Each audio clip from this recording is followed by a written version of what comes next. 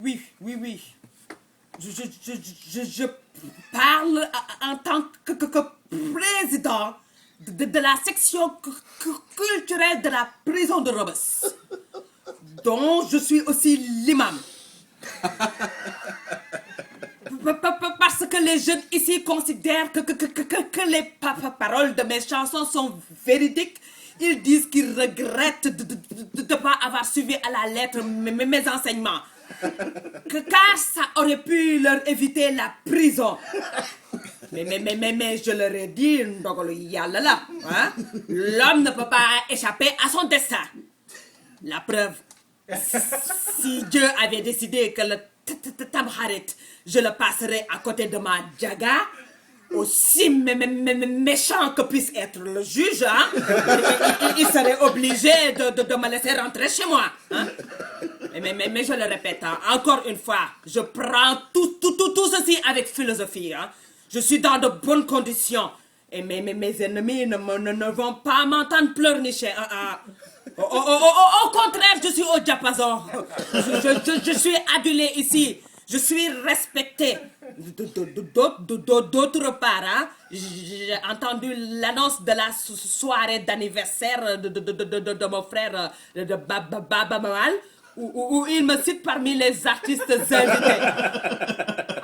Alors, je ne sais pas si c'est du lard ou du cochon, hein? S'il se moque ou s'il montre son optimisme. Peut-être même sa façon de lui dire ça suffit, libérez-le. Mais dans tous les cas, qu'il m'envoie l'invitation, hein? Je ferai recours au niveau du juge pour une liberté provisoire. Hein? Je sais pourquoi je suis ici. C'est un combat que je devais mener pour aider ces jeunes à trouver le bon chemin. Hein? Mais tout d'abord, je veux qu'on améliore leurs conditions de vie. D'autant plus qu'il y a des innocents ici, hein? Ouais. Mais je me rends compte que je ne suis pas le seul, hein? Non, mais 99% des gars se disent innocents, hein? Mais la justice devrait revoir son mode de fonctionnement, hein? Et puis les conditions de détention sont vraiment inhumaines, hein? La prison devrait être un endroit de pénitence, certes, mais de repentir aussi, de rattrapage et de changement.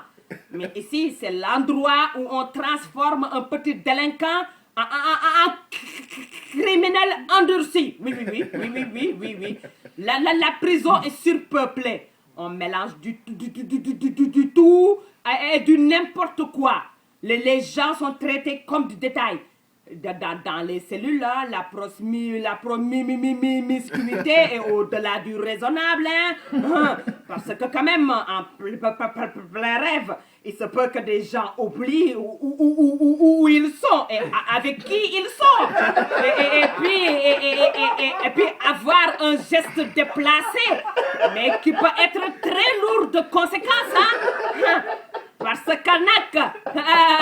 lila tu dougal non mais excuse-moi, j'étais en train de rêver, mais ça ne va pas te faire sortir d'affaire, hein? Alors je voudrais que les enfants aient plus d'espace dans les cellules, c'est très important. Et puis au juge, je demande plus de rigueur, parce que pendant qu'ils dorment tranquillement sur leur lit, il y en a qui ne ferment qu'un œil et puis gardent l'autre ouvert au cas où. On sait jamais, hein?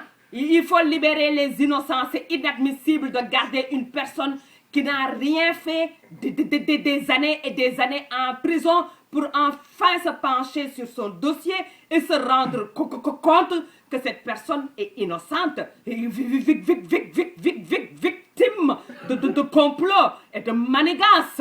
Hein? Ce n'est pas normal. Et puis les enfants, ils ont besoin de plus d'intimité avec leurs épouses lors des visites. Waouh, ils ont besoin. Ils veulent des visites conjugales très rapprochées.